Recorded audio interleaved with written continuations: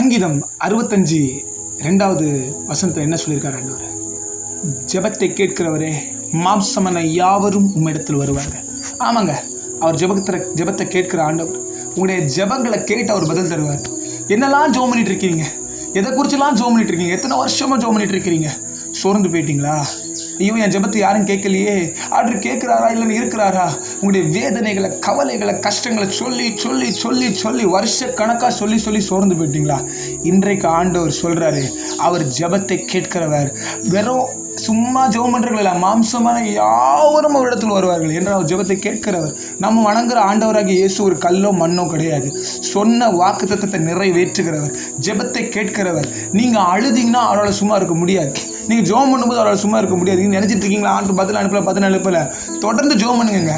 ஆண்டவர் சொல்கிறாரு, யோபு அவ்வளோ கஷ்டத்தில் எல்லாம் இழந்து சாம்பலில் ஓட வச்சு தன்னுடைய சரீரத்தை கிழித்து கிழித்து கொண்டு உட்கார்ந்துருக்கிறான். அந்த நிலைமையில் அவருடைய நண்பர்கள் இவனை கிண்டல் பண்ணுறாங்க, இவனை ஜட்ஜ் பண்ணுறாங்க, இவனை நியாயந்திருக்கிறாங்க. அந்த நேரத்தில் கூட சொல்கிறான், அவன் யோபு தன் சிநேகிதனுக்காக விண்ணப்பம் ஏறெடுத்தான். கர்த்தர் அவனை தன்னுடைய சிறையிலிருந்து விடுதலையாக்கினார். நல்லா கவனிங்க. ஒரு சில நேரத்தில் நமக்கு ரோதமாக நம்ம எழும்புறோம்.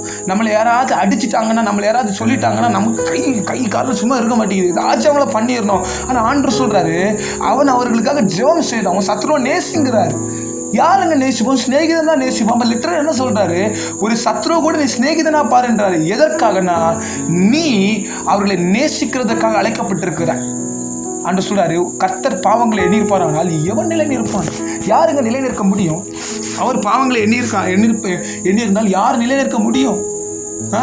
பல நேரங்களில் நம்ம பெரிய பரிசுத்தவான் மாதிரி, பெரிய ஆள் மாதிரி காட்டிட்டு இருக்கிறோம். இல்லை, கர்த்தருக்கு முன்பதாக எல்லாம் வெட்ட வெளியே போல் இருக்கிறது, வெட்டாந்தரையை போல இருக்கிறது, பனியை போல் இருக்கிறது. ஒரு ஒயிட் பேப்பர் மாதிரி தான் நீங்கள் நினச்சிட்டு இருக்கிறீங்க. பல பேர் நினைக்கிறது, நான் பண்ணுறது யாருக்கும் தெரியாது.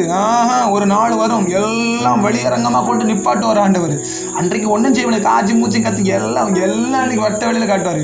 ஆனால் எவன் ஒருவன் தேவனுடைய ஆவியானவரை சார்ந்து கொண்டு அப்படி கிருபையை பிடித்து கொண்டு, ஐயோ நான் என் ஆண்டவரை பிடிச்சு கொள்ளுவேன், என்ன பிரச்சனை ஆனாலும் சுவாமி என்னை மன்னிங்கப்பா, இந்த பாவத்தை நான் பண்ண மாட்டேன் ஒதுங்கி ஒதுங்கி எவெல்லாம் வாழ்கிறானோ, உண்மையாக சொல்கிறேன், அவனுடைய வாழ்க்கையின் ஒரு பெரிய ஒரு காரியத்தை கர்த்தர் அவன் மூலமாக செய்வார். நல்லா ஜெபிங்க.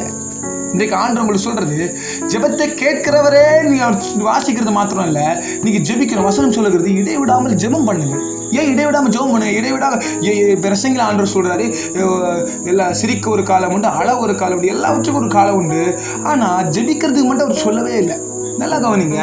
நீங்கள் இடைவிடாமல் ஜெபம் பண்ண வேண்டுமா? ஜெபிச்சுட்டே இருக்கணும், ஸ்தோத்திரம் போட்டே இருங்க, அந்நிய பாஷையில் பேசிட்டே இருங்க. ஆண்டவர் சொல்கிறாரு, நீங்கள் ஜெபிக்கும் போது தேவனுடைய தூதர்கள் உங்களுக்காக செயல்படுறாங்க. நீங்கள் ஜெபிக்கும் போது கர்த்தரே இறங்கி உங்களுக்காக செயல்படுகிறார். பாருங்க, பல நேரங்களில் இஸ்ரவேல் ஜனத்தை சுற்றி பெரிய பெரிய நாடுகள்லாம் படையெல்லாம் எடுத்துகிட்டு வந்துடுவாங்க. இவங்களை அடித்து வெளியே அனுப்பிடணும், இவங்களை ஒன்றுமில்லாமல் நம்ம ஆக்கிடணும்னு சொல்லுவாங்க. ஆனால் என்ன பண்ணுவாங்க இஸ்ரவேல் ஜனங்கள்? யூதா முன்னாடி போகட்டும், உடனே யூதா முன்னாடி போகட்டும், உபவாசத்தை போடுங்க, சாம்பலில் ரெட்டிலே உட்காருங்கன்னு சொல்லி இவங்க ஜெபிக்கும் போது இப்போ கர்த்தர் இவர்களுக்காக எழுந்து நிற்பார். இவர் முன்னாடி போய் இவரே யுத்தத்தை பண்ண ஆரம்பிச்சுவார். அதை எசேக்கியா ராஜா கதையில் பார்க்குறோமே. எசேக்கியா ராஜா போய் அவன் போய் விழுந்து கிடக்கிறான், தன்னுடைய ஆலயத்தை ஆலயத்தில் விழுந்து கிடக்கிறான். ஆண்டவரே, உங்களுக்கு எடுத்து தப்பு அந்த சனகரிப்பு எழுதி இருக்கிறான். ஆண்டவரே, ஜீவனுள்ள தேவனாகி யெகோவாவே, கர்த்தாவே, இயேசுவே, உமக்கு விரோதமாக தவறாக எழுதியிருக்கிறான், அவதூறுகளை எழுதியிருக்கான்னு சொல்லி இவன் கதரும் போது இவன் படையெல்லாம் எடுத்துக்கலாம் போல. நல்லா கவனிங்க, ஒரே ஒரு தூதனை தான் ஆண்டவர் அனுப்புனாரு. அந்த ஒரு தூதன் 1,85,000 பேரை ஒரே தூதன் சங்கரித்து போட்டான்.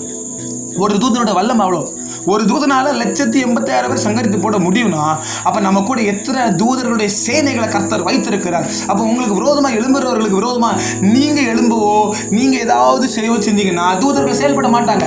ஏன்னா நீங்கள் அவர்களுடைய வேலையை பண்ணுறீங்க. வசனம் சொல்லுகிறது ரோமரில், பழி வாங்குறது எனக்குரியது, நானே அதற்கு பதில் செய்கிறேன். நீங்கள் பழி வாங்க வேண்டிய அவசியம் கிடையாது. ஒருத்தர் பேசலை, ஒருத்தர் இது பண்ணலை, கவலைப்படாதீங்க. கர்த்தர் வச்சிருக்கிறாரு. கர்த்தருக்கு தெரியாமல் ஒன்றுமே நடக்காது. அவருக்கு தெரியாமல் ஒன்றும் நடக்க போகிறதும் கிடையாது. ஆனால் இன்றைக்கு நீங்கள் உங்கள் வாழ்க்கையை கர்த்தர் கையில் ஒப்பு கொடுத்தப்பா, நான் இனிமேல் யாரையும் பழி வாங்கவும் போல, நான் எல்லாம் பேசி பேசி சோர்ந்து போயிட்டேன், இனி நீங்கள் எனக்காக செயலாற்றுங்கன்னு சொல்லி எவர்கள் உங்களுடைய வாழ்க்கையை இன்றைக்கு ஒப்பு கொடுக்குறீங்களோ கர்த்தர் உங்கள் வாழ்க்கையை மாற்றுவார். நல்லா ஜெபம் பண்ணுங்க. ஜெபம் பண்ணாமல் இருக்காதீங்க. நல்லதை விடாமல் ஜெபம் பண்ணுங்க.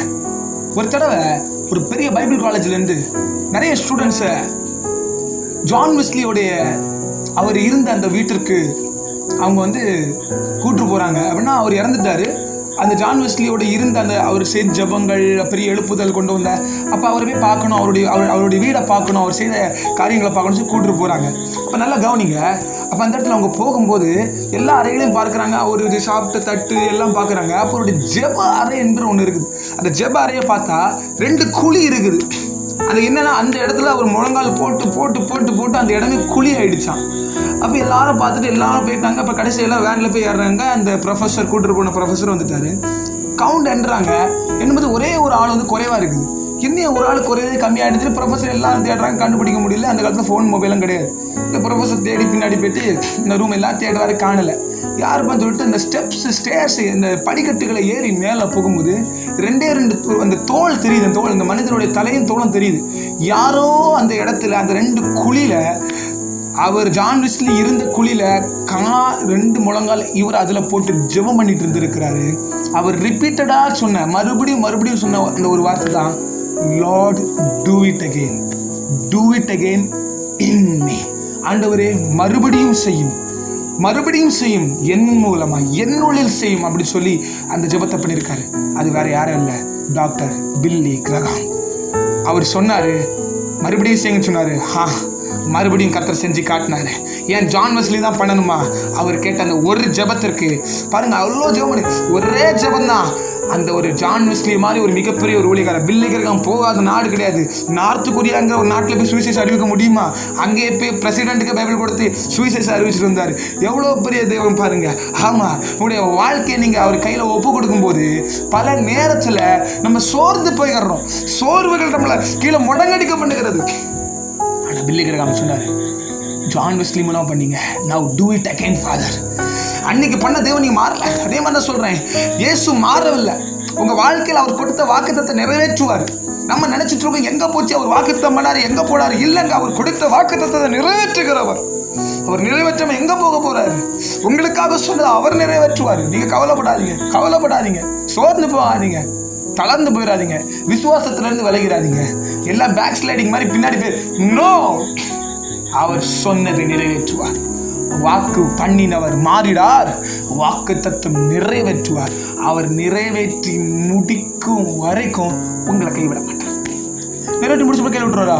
இல்லை, கைவிடவே மாட்டார். அவரை நம்புகிற ஜனத்தை கைவிட தெரியாதது.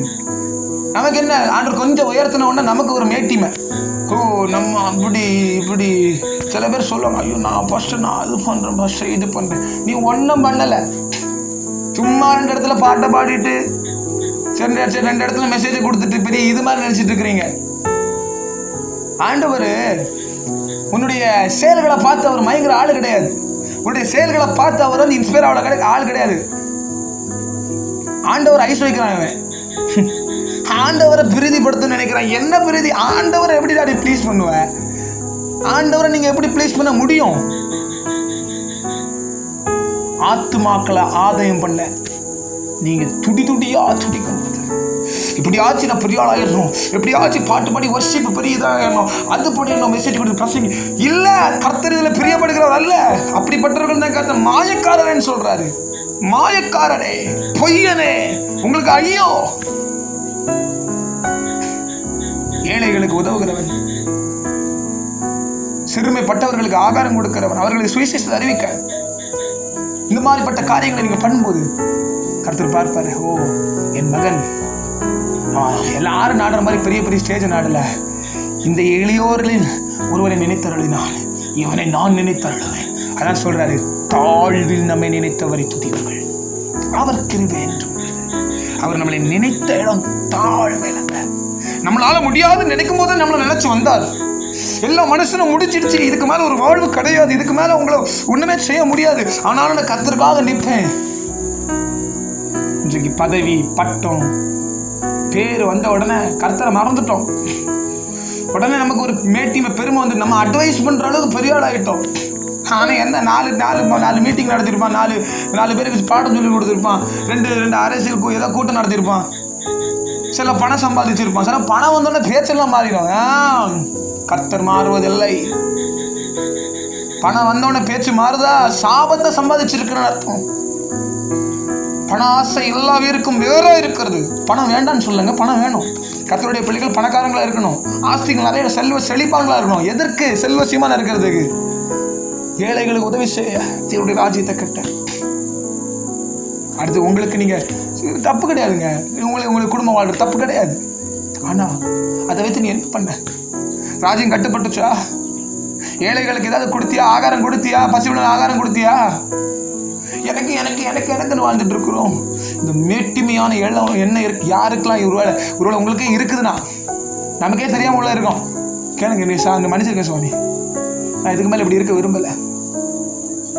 நான் ஆண்டு பல நேரத்தில் உங்களை அக்கிரமங்களே உங்களுக்கும் தேவனுக்கும் பிரிவினை உண்டாக்குது. அப்போ நான் ஜெபம் பண்ணுறது ஒரு பிரிவினை இருக்கு, நான் கர்த்தர் கேட்க முடியாது.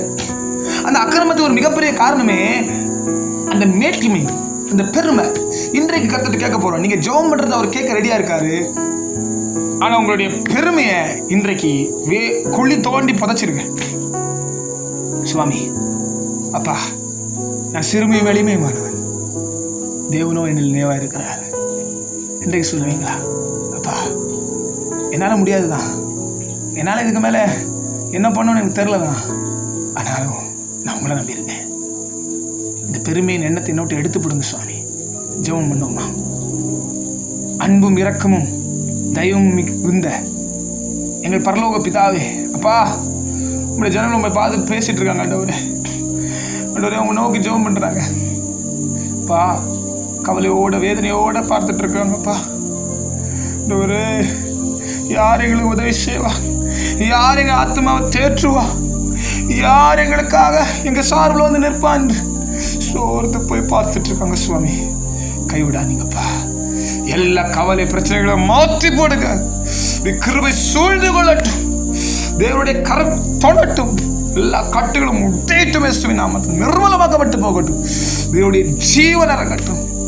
கர்த்தர் தொட்டு ஆசீர்வதித்து இன்றைக்கு பலப்படுத்துவீராக. எல்லா மேட்டிமையான எண்ணங்களை மாற்றி போடுங்க சுவாமி. கர்த்தர் பெருமை உள்ளவனுக்கு எதிர்த்து நிற்கிறார், தாழ்மை உள்ளவனுக்கு கிருபை அளிக்கிறார் என்று எழுதப்பட்டிருக்கிறது. இந்த பெருமையால நீங்க அளிக்கிற கிருபையை நாங்க இழந்து போயிடக்கூடாதுப்பா, இழந்து போயிடக்கூடாது பா. இந்த பெருமையை வேரோட பிடுக்குறோம். அதை குழி தோண்டி இன்னைக்கு புதைச்சிருங்க ஆண்டவர். பாதாள அக்கையில போட்டிருக்க, கடல் ஆழத்துல தூக்கி போட்டுருக்க சுவாமி. தாழ்மையா இருந்து உமக்காக வாழ்ந்து பெரிய காரியங்களை செய்ய எங்களுக்கு கிருபை செய்யுங்க. இப்படி ஜனங்களை ஆசீர்வதிங்க. பார்த்துட்டு இருக்கிற ஒவ்வொரு மேலும் இப்படி கையை வச்சு ஆசீர்வதிங்க சுவாமி. கையை வைத்து ஆசீர்வதிங்க. சிரசின் மேல கையை வைங்க சுவாமி. இப்பொழுது வைங்கப்பா. டாடி வைங்க டாடி. ஆவியானவரே தொடுங்கப்பா. வியாதியோடு யாராவது பார்த்துட்டு இருந்தாங்கன்னா, ஒரு பிசாசின் போராட்டத்தோடு பார்த்துட்டு இருந்தாங்கன்னா, எல்லா பிசாசின் போராட்டத்தையும் முட்டைக்க வந்த சபிக்க எரி தூக்கி எரிய வந்த இயேசுவின் நாமத்தினால இப்பொழுது நான் அவைகளை நிர்மலமாக்கி ஜெபிக்கிறேன். வியாதிகள் குணமாகட்டும், கேன்சர் மாறட்டும், கிட்னி வியாதி பிரச்சனைகள் மாறட்டும், லங்ஸ் சுகமாகட்டும், ஆஸ்மா பிரச்சனைகள் சுகமாகட்டும், தேவனுடைய பலன் இறங்கட்டும். எல்லா லிவர்ல இருக்க பிரச்சனைகள் மாறட்டும், கிட்னி ஸ்டோன்ஸ் மறையட்டும், இப்பொழுது மறையட்டும்.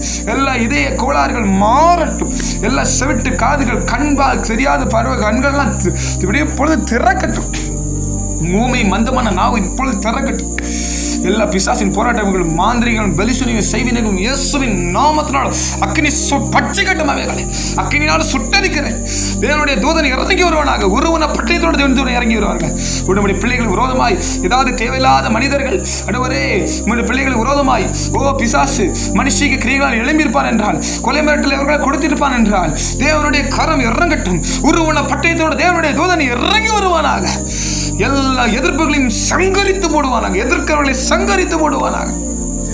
கர்த்தர் பாதுகாத்துக் கொள்வீராக. கர்த்தர் கிரியை செய்வீராக. பெரிய காரியங்களை செய்யுங்கப்பா. ஆசீர்வதிங்க சுவாமி. நல்ல சமாதானத்தை கொடுங்க. நான் சமாதானத்தை கொடுக்க வந்தேன். சமாதானத்தை கொடுக்கிறதே அவன். சமாதானத்தை கொடுத்து அனுப்புங்க. நான் சகல ஆறுதல்களின் தேவன். நான் ஆறுதல் செய்கிறேன்.